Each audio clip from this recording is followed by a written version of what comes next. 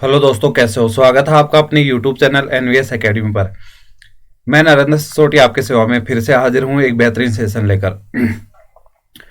देखिए, अपन बात कर रहे थे साझेदारी टॉपिक के बारे में, ठीक है। तो साझेदारी से रिलेटेड जितने क्वेश्चन थे अपन ने डिस्कस किया। कुछ क्वेश्चन जो और बनते हैं उनके बारे में आज अपन डिस्कस करेंगे, तो कृपया ज़्यादा से ज़्यादा लाइक करिए, सेशन में शुरू से अंत तक बने रहिए। उसके बाद में अगर सेशन पसंद आया आप लोगों को तो कृपया ज़्यादा से ज़्यादा शेयर करना ना भूलें, कमेंट करना ना भूलें, और अगर चैनल को अभी तक सब्सक्राइब नहीं किया है तो सब्सक्राइब करना ना भूलें, ठीक है। अब सेशन की शुरुआत करते हैं। आज के जो टाइप हैं वो कुछ अन्य महत्वपूर्ण प्रश्नों के बारे में मैं बात करूंगा। तो देखिए, अन्य महत्वपूर्ण प्रश्न जो हैं उन्हें किस प्रकार से अपन डील करेंगे। क्वेश्चन नंबर 19 देखिए, ए जो है 40,000 रुपये 6 महीने के लिए लगाता है, जबकि बी 50,000 रुपये कुछ महीनों के लिए लगाता है। बी को कुल लाभ का 5/7 प्राप्त होता है, तो बी कितने समय के लिए पूंजी लगाता है। तो देखिए, सबसे पहले ये जो 5/7 है इसका मुझे पता चल जाए कि इसको ओरिजिनल वैल्यू में मैं कैसे कन्वर्ट कर सकता हूं, तो सारे काम आसान हो जाएंगे। अब देखिए, ये कहता है कि बी को जो लाभ मिलता है, यानी कि बी का लाभ जो है बराबर है किसके भाई, कुल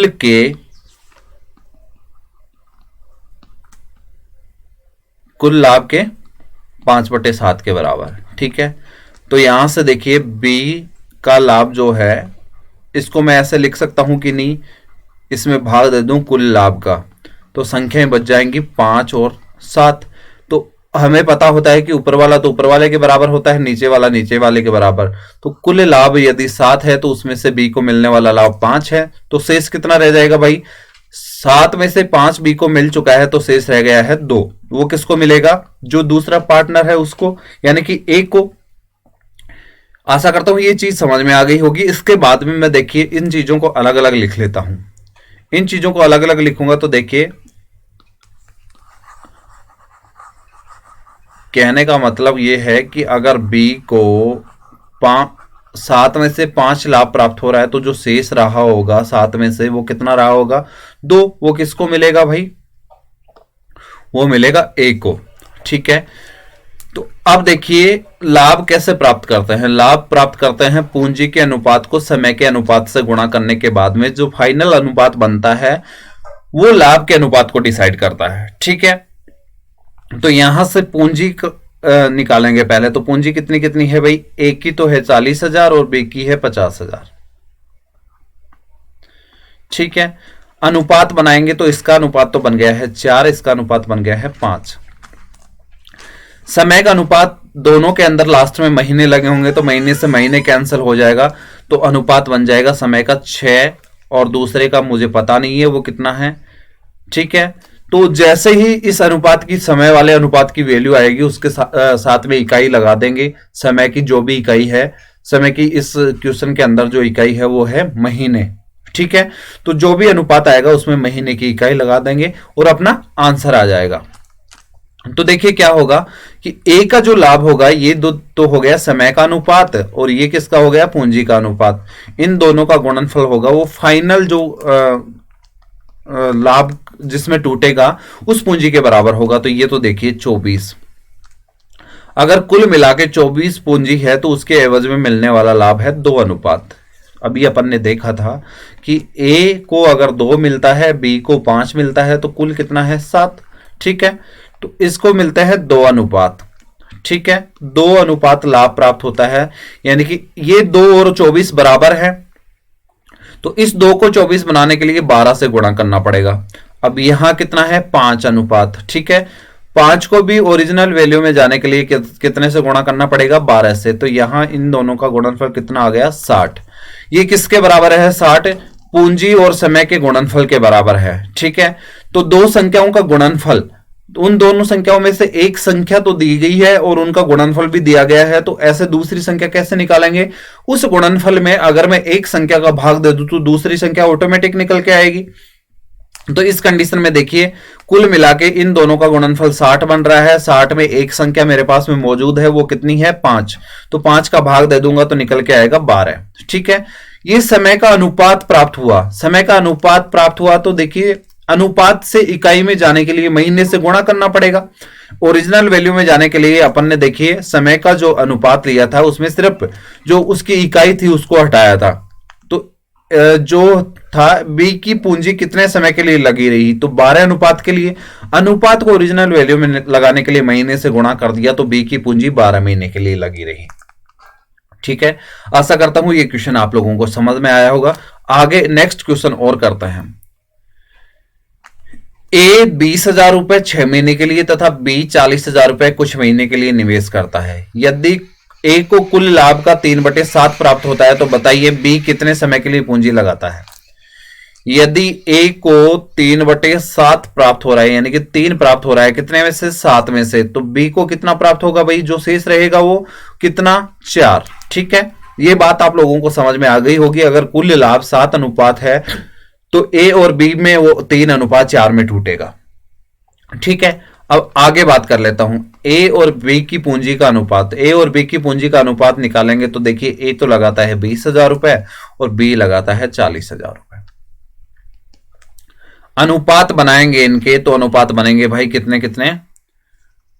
इसका तो अनुपात बन जाएगा 1 और इसका अनुपात बन जाएगा 2। ठीक है, तो ये तो हो गया पूंजी का अनुपात। अब मैं बात करता हूं समय के अनुपात की। ठीक है, तो समय देखिए यहां भी महीने से महीने कैंसिल हो जाएगा तो सीधा अनुपात लिख लेता हूं 6, इसका मुझे निकालना है। ठीक है, इन दोनों का अनुपात का गुणनफल जो बनेगा, इसके अनुपात का गुणनफल तो हो गया 6, इसके अनुपात का गुणनफल मुझे पता नहीं है वो कितना है, लेकिन जो यहां राशि आएगी इन दोनों का गुणनफल ही यहां फाइनल आएगा। तो यहां जो फाइनल आएगा उसकी वैल्यू मैं निकाल सकता हूं। किस प्रकार से? ए को मिलने वाला लाभ 6 ना होके कितना है भाई? 3 है। ठीक है, तो 3 लाभ जो प्राप्त हो रहा है वो कितनी राशि की वजह से प्राप्त हो रहा है? यानी कि 6 इकाइयों के बराबर 3 है, तो कितने से गुणा करना पड़ेगा? 2 से। अब बी को मिलने वाला लाभ है वो 4 अनुपात है। ठीक है, तो उसके लिए भी कुल मिला के राशि रही होगी, यानी कि इन दोनों का गुणनफल अगर 6 है तो उसे 3 लाभ प्राप्त होता है। तो इनका गुणनफल यानी कि 1/2 का रिलेशन है। ठीक है, तो अगले वाले अनुपात में भी 1/2 का रिलेशन हुआ होगा, या फिर मैं कह दूं कि नीचे वाले अनुपात से ये राशि प्राप्त करने के लिए 2 से गुणा करना पड़ रहा है, तो इस अनुपात को भी ऊपर वाली राशि प्राप्त करने के लिए 2 से गुणा करना पड़ेगा। तो वो कितना हो गया भाई? 8। ठीक है, तो जब पूंजी और समय का गुणनफल किया जाता है तो 8 बन रहा है, उसमें से मेरे पास में पूंजी है 2। ठीक है, तो कोई 2 संख्याओं का गुणनफल 8 है, उसमें से एक संख्या 2 है, तो दूसरी संख्या कितनी बचेगी भाई? 4। ठीक है, तो समय का अनुपात बन चुका है 4, यानी कि बी जो भी है वो अगर ए 6 अनुपात समय के लिए पूंजी लगाता है तो बी लगाता है 4 अनुपात समय के लिए पूंजी। तो समय का अनुपात बी के लिए 4 अनुपात आ चुका है। अनुपात निकाला था अपन ने सिर्फ महीने को कैंसिल करके, तो वापस इकाई में जाने के लिए महीने से गुणा कर देंगे तो ओरिजिनल वैल्यू क्या आ जाएगी भाई? 4 महीने। यानी कि बी कितने समय के लिए पूंजी लगाता है? 4 महीने के लिए। नेक्स्ट क्वेश्चन करते हैं। कहता है ए कुल पूंजी का 5/9 भाग। तो वही बात हो गई, अगर कुल पूंजी 9 है तो ए लगाता है कितना भाई? 9 में से 5, तो कितना रह गया? 4। कितने में से? 9 में से। कौन लगाएगा? बी लगाएगा। ठीक है, 6 महीने के लिए लगाता है, कुछ महीने बाद बी शेष पूंजी लगाकर, यानी कि शेष पूंजी जो थी 5/9 तो ए ने लगा ली, तो शेष पूंजी 4/9 रही होगी। ठीक है, 1 साल बाद ए को कुल लाभ का, ए को देखिए ये तो हुआ पूंजी और ये हुआ लाभ। ठीक है, तो लाभ प्राप्त होता है 3/7, यानी कि ए को 3 लाभ प्राप्त होता है तो बी को प्राप्त होता है 4। कितने में से? 7 में से। मैं ऐसे कह सकता हूं अगर कुल पूंजी 9 रही होगी तो उसमें से 5 तो ए ने और 4 बी ने लगाई होगी। लाभ है वो 3 तो ए को प्राप्त हो रहा है और 4 बी को प्राप्त हो रहा है। ठीक है, अब इनमें देखिए अपन जो अपना फॉर्मेट लगता है उस फॉर्मेट के हिसाब से अपन चलेंगे। तो ए और बी, तो सबसे पहले पे तो पूंजी का अनुपात, तो पूंजी का अनुपात तो कितना हुआ? 5/4। अब इसको मैं गुणा कर दूंगा समय से, तो समय के लिए मैं लगाऊंगा तो देखिए समय का अनुपात बना 6। माह से अगले के माह भी कैंसिल हो जाएंगे। ये वैल्यू मुझे पता लगानी है। इन दोनों का गुणनफल है, उसके एवज में 3 अनुपात लाभ प्राप्त हो रहा है। यानी कि कितना 3 अनुपात जो था उसकी वजह से 3 यूनिट राशि बन रही है। ठीक है, तो अगला अनुपात कितना है भाई, 4 है। तो उसको भी ओरिजिनल वैल्यू में ले जाने के लिए कितने से गुणा करना पड़ेगा, 10 से। तो ये राशि जो है, यानी कि समय और पूंजी का गुणनफल अगर 30 होता है तो 3 अनुपात लाभ प्राप्त होता है। यानी कि हर एक अनुपात के लिए 10 गुणनफल होना जरूरी है। ठीक है, अगला अनुपात है लाभ का 4। ठीक है, जब मुझे यहां से यहां आना पता है तो यहां से यहां जाना भी तो पता हो गया भाई। यानी कि 30 गुणनफल आता है तो 3 अनुपात मैं लाभ प्राप्त करता हूं। तो 4 अनुपात लाभ प्राप्त करने के लिए क्या चाहिए मुझे, यानी कि 30 लाभ जब मैं प्राप्त करता हूं, सॉरी 3 जब मैं लाभ प्राप्त करता हूं तो 30 गुणनफल होना चाहिए। तो मुझे लाभ कितना प्राप्त करना है, 4। तो गुणनफल कितना हो जाएगा भाई, 40। तो यही तो किया है। देखिए 4 को 10 से गुणा किया तो इन दोनों का गुणनफल हो गया 40। देखिए दो संख्याओं का गुणनफल 40 है, उसमें से एक संख्या 4 है, तो दूसरी संख्या कितनी बचेगी भाई, 4 को किससे गुणा करूं कि 40 बन जाए, तो कितना हो जाएगा 10। वापस यूनिट लगा देंगे, यूनिट लगाएंगे तो देखिए महीने यूनिट थी समय की, तो 10 महीने हो चुके हैं। यानी कि बी ने कितने समय के लिए पूंजी लगाई भाई, 10 महीने के लिए। नेक्स्ट क्वेश्चन देखते हैं। ए, बी और सी आपस में एक साझेदारी व्यवसाय करते हैं। ए आरंभ में कुछ राशि निवेश करता है, बी 6 महीने बाद ए से 2 गुनी पूंजी निवेश करता है, सी 8 महीने बाद ए से 3 गुनी पूंजी निवेश करता है। यदि वर्ष के अंत में 27,000 रुपए का कुल लाभ हो तो सी का लाभ ज्ञात करिए। तो देखिए इस प्रकार के क्वेश्चन को कैसा हल करेंगे, सिर्फ कॉमन सेंस पे बेस है। ए, बी और सी 3 लोग हैं, ये पूंजी अगर 1 लगाता है तो ये लगाता है बी। ए ने आरंभ में कुछ पूंजी निवेश की, 6 महीने बाद बी 2 गुनी पूंजी ए से, तो ये 1 लगाएगा तो ये 2 लगाएगा। तीसरा सी 8 महीने बाद ए से 3 गुनी, तो ए से 3 गुनी का मतलब 1 से 3 गुना 3 ही होता है। ठीक है, ये तो हो गया पूंजी का अनुपात। अब समय की बात कर लेता हूं, समय की बात कर लेता हूं तो देखिए ये तो कितना आरंभ से लगाता है, तो देखिए 12, ये कितने हैं 6 महीने बाद लगाएगा तो 6 महीने, 8 महीने बाद लगाता है तो कितने के लिए, 4 महीने के लिए। ठीक है, माह से माह कैंसिल। अब इन दोनों का गुणनफल जो बनेगा वो फाइनल अनुपात के रूप में टूटेगा, तो कितना हो जाएगा 12 अनुपात 12 अनुपात 12। ये किसका अनुपात होगा भाई, लाभ का। तो नया अनुपात बन जाएगा, देखिए 12 से सारे कैंसिल हो जाएंगे, तो देखिए बराबर बराबर टुकड़ों में टूटेंगे, 1 अनुपात 1 अनुपात 1। कुल मिला के तीनों का अनुपातों का योग हुआ 3:। अब कहता है वर्ष के अंत में 27,000 रुपए का कुल लाभ, तो अनुपातों का योग जो होगा लाभों का, वही तो बराबर होगा कुल लाभ के बराबर। तो 3 के बराबर देखिए कितना है भाई, 27,000 रुपए। तो हर एक रेशियो की वैल्यू कितनी हो जाएगी, 9,000 रुपए। कहता है सी का लाभ ज्ञात करो, तो सी का लाभ कितना है भाई, 1 अनुपात है, तो 1 अनुपात की वैल्यू अपने को पता है कितनी है भाई, 9,000 रुपए। तो सी की का जो लाभ होगा वो कितना होगा, 9,000 रुपए। Option number A. Next question करते हैं। देखिए इस प्रकार के जो क्वेश्चन होते हैं इसमें स्पेशल लैंग्वेज होती है। ठीक है, सिर्फ कॉमन सेंस पे होते हैं कि भाई किस प्रकार से अपन इस क्वेश्चन को डील कर सकते हैं। इस क्वेश्चन को थोड़ा सा ध्यान से समझिए, सिर्फ जो शुरुआती इसके टर्म्स एंड कंडीशन है उन्हें अगर आपने आसानी से समझ लिया तो पूरा क्वेश्चन आसान हो जाएगा। अब मैं बात करता हूं, देखिए इस क्वेश्चन के अंदर कहता है कि ए, बी और सी आपस में साझेदारी करते हैं। ए 1/4 पूंजी 1/4 समय के लिए लगाता है। देखिए समय तो जो होगा साझेदारी में लगभग 1 वर्ष ही लेते हैं। ठीक है, 1 वर्ष का मतलब 12 माह लेते हैं। ठीक है, 12 माह का 1/4 समय लेंगे तो देखिए ए तो लगाता है कितने माह के लिए, 3 माह के लिए ए का समय।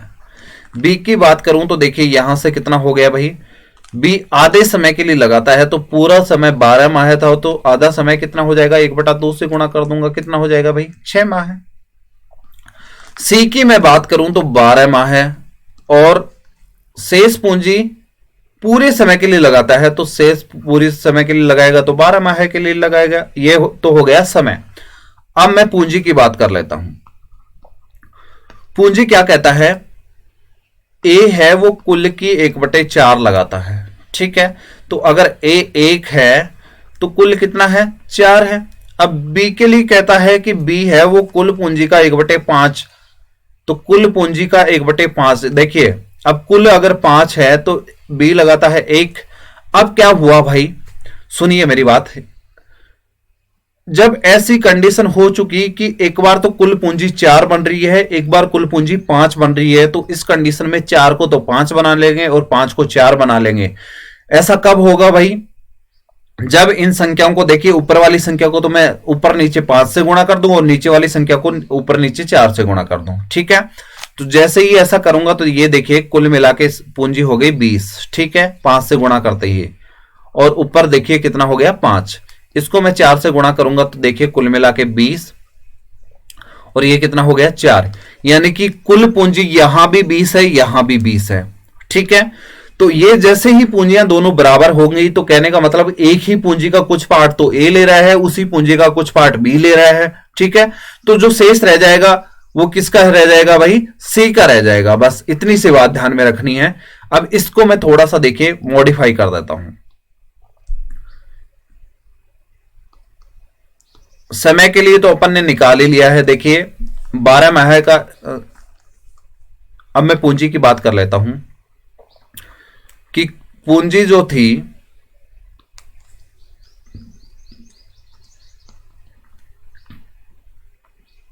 पूंजी एक बार तो 1/4 के बराबर होती है और एक बार 1/5 के बराबर होती है। तो इस 4 और 5 को बराबर करने के लिए मैं सारी संख्याओं को कितने से गुणा कर दूंगा। अगर कुल मिला के एक पूंजी थी तो देखिए क्या हो जाएगा कि 1/4 और 1/5 जो संख्याएं हैं उन्हें बराबर करनी है। तो देखिए एक संख्या को तो मैं 4 से गुणा कर देता हूं, एक संख्या को मैं 5 से गुणा कर देता हूं। या फिर मैं कह दूं कि एक में से मैं अगर 1/4 को घटा दूं और इसी में से 1/5 को घटा दूं तो जो शेष राशि बचेगी वो सी के बराबर की होगी, ठीक है। तो सी के बराबर कौन सी राशि होगी भाई, देखते हैं। इन दोनों का लघुत्तम ले लेता हूं, 20 हो जाएगा, ठीक है। जैसे ही 20 लघुत्तम लूंगा देखिए तो ये संख्या तो हो गई कुल मिला के 20, क्योंकि इसके बटा में 1 मानेंगे, 1 का भाग 20 में 20 बार देंगे और ऊपर वाली संख्या को 20 से गुणा कर देंगे। 4 का भाग 20 में देंगे 5 बार, तो ऊपर कितना आ जाएगा 5, ठीक है। 5 का भाग 20 में देंगे कितनी बार जाएगा 4 बार, और तो ऊपर कितना हो जाएगा 4। तो जो शेष राशि रहेगी वो 11/20 रहेगी, वो किसके लिए रहेगी, सी। तो इसका मतलब क्या हुआ कि नीचे वाली को अगर कुल मानूं मैं, यानी कि हर राशि को हमेशा कुल के बराबर मान लेना है। बस बशर्ते कंडीशन ये होनी चाहिए कि जो भी प्रत्येक व्यक्ति पूंजी काम में ले रहा है उसका हर समान होना चाहिए, ठीक है। अगर हर समान नहीं है तो जैसे इस क्वेश्चन में अपन ने हर समान किया है वैसे हर समान कर लेंगे, ठीक है। तो एक बार तो हर था 4, एक बार हर था 5, तो इस हर राशि को मैंने एक बार तो 5 से गुणा कर दिया, एक बार 4 से गुणा कर दिया, तो अपना इक्वेशन सेटिस्फैक्शन हो गया कि भाई नीचे हर कंडीशन में 20 ही आ रहा है। तो 20 आ रहा है तो देखिए ए तो काम में लेता है 5 और बी काम में लेता है 4, तो सी कितना काम में लेता है 11। आशा करता हूं यहां तक आप लोगों को समझ में आ गया होगा। अब क्वेश्चन को आगे हल करते हैं। देखिए अगर 1/4 काम में लेता है ए और बी काम में लेता है 1/5, तो सी कितना काम में लेगा 11/20, ठीक है। अब इसको भी 20 बना लेते हैं तो देखिए ये तो 5/20 काम में लेता है, ये कितना लेगा 4/20 और ये 11/20, ठीक है। क्या मैं सभी नीचे वाले 20 को हटा सकता हूं कि नहीं हटा सकता। ए बी और सी की पूंजी का अनुपात मैं निकालूंगा तो अनुपात बन जाएगा 5:4:11, ठीक है। इस प्रकार से मैं इन संख्याओं को लिख सकता हूं, ठीक है। तो यहां लिख लीजिए आप नीचे ए बी और सी की पूंजी का अनुपात बन चुका है 5:4:11, ठीक है। अब समय का अनुपात अभी अपन ने देखा था कि ए तो लगाता है 1/4 समय के लिए, तो 1/4 कितने माह का 12 का, 1/4 करेंगे तो कितने माह है 3 माह, ठीक है। माह से सारे के माह कैंसिल हो जाएंगे तो समय का देखिए ये तो पूंजी का अनुपात हो गया। अब समय के अनुपात की बात करूं तो ये तो 3, ठीक है। अब कहता है कि बी है आधे समय के लिए लगाता है, तो 12 महीने का आधा कितना होता है 6। सी है वो पूरे समय के लिए लगाता है, तो सी का पूरा समय कितना हो गया भाई 12। अनुपात बना लेंगे तो देखिए 1:2 अनुपात कितना हो जाएगा 4।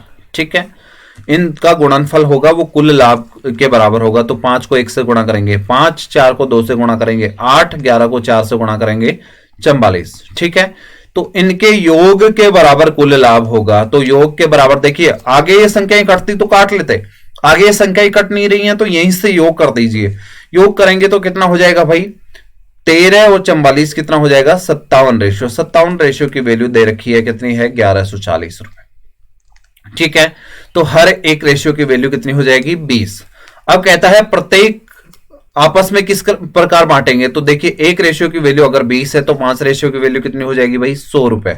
अगर एक रेशियो की वैल्यू 20 है तो 8 रेशियो की वैल्यू कितनी हो जाएगी 160 रुपए।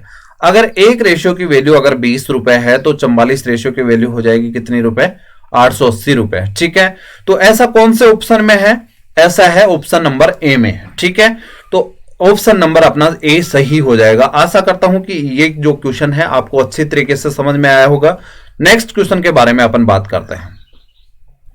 नेक्स्ट क्वेश्चन कहता है ए, बी एवं सी एक व्यवसाय में साझेदार हैं। ए की पूंजी 4 महीने के लिए व्यवसाय में लगी रही। ठीक है, जबकि वह मुनाफे का 1/8 भाग प्राप्त करता है। बी की पूंजी 6 महीने के लिए लगी रही, जबकि वह मुनाफे का 1/3 भाग प्राप्त करता है। सी ने 8 महीने के लिए 1560 रुपए निवेश किए। ए और बी की व्यवसाय में पूंजी लगी ज्ञात करो, लगी पूंजी ज्ञात करो। देखिए इस प्रकार के क्वेश्चन को कैसे हल करेंगे। 1/8 प्राप्त करता है और 1/3 प्राप्त करता है, क्यों ना मैं इन दोनों संख्याओं को बराबर कर लूं। तो बराबर करूंगा तो देखिए, अगर बराबर करूंगा तो देखिए एक में से अगर मैं 1/8 को हटा दूं, 1/3 को हटा दूं, तो बचा हुआ किसका होगा सी का। यानी कि इन संख्याओं को मैं इन संख्याओं का लघुत्तम मैं ले लेता हूं 24। तो 24 देखिए यहां आ जाएगा, 8 से भाग देंगे तो 3 से भाग देंगे तो 8। ठीक है, तो बचेगा कितना भाई 24 में से 11 निकाल देंगे तो 13/24। ध्यान से समझिएगा कि अगर कुल मिला के लाभ 24 है तो उसमें से 3 तो प्राप्त करता है ए, 8 प्राप्त करता है बी और बचा हुआ 13 प्राप्त करता है सी। ठीक है, या फिर मैं कह दूं देखिए इन्हें मैं 24 बना लेता हूं। जैसे ही 24 बनाऊंगा तो देखिए कुल मिला के लाभ अगर 24 है तो यानी कि 1/8 भाग और 1/3 भाग को बराबर कर लेता हूं। मैं बराबर किस कंडीशन में करूंगा कि ऊपर नीचे पहली वाली संख्या को तो 3 से गुणा कर दूं और दूसरी वाली संख्या को 8 से गुणा कर दूं। ठीक है, तो ऐसे कंडीशन में ए को तो मिलने वाला लाभ है वो तो हो जाएगा 3, बी को मिलने वाला लाभ है 8 और सी को मिलने वाला लाभ है वो कितना हो जाएगा 13। लाभ का अनुपात जो है वो कितना हो जाएगा भाई, ए बराबर तो 3, बी बराबर 8 और सी बराबर कितना है 13। अब आगे बात करता हूं। ए की पूंजी 4 महीने के लिए व्यवसाय में लगी रहती है, जबकि बी की पूंजी 6 महीने के लिए। ठीक है, और सी 8 महीने के लिए लगाता है। तो देखिए समय का अनुपात दे रखा है, दो चीजों का अनुपात दे रखा है ए, बी और सी।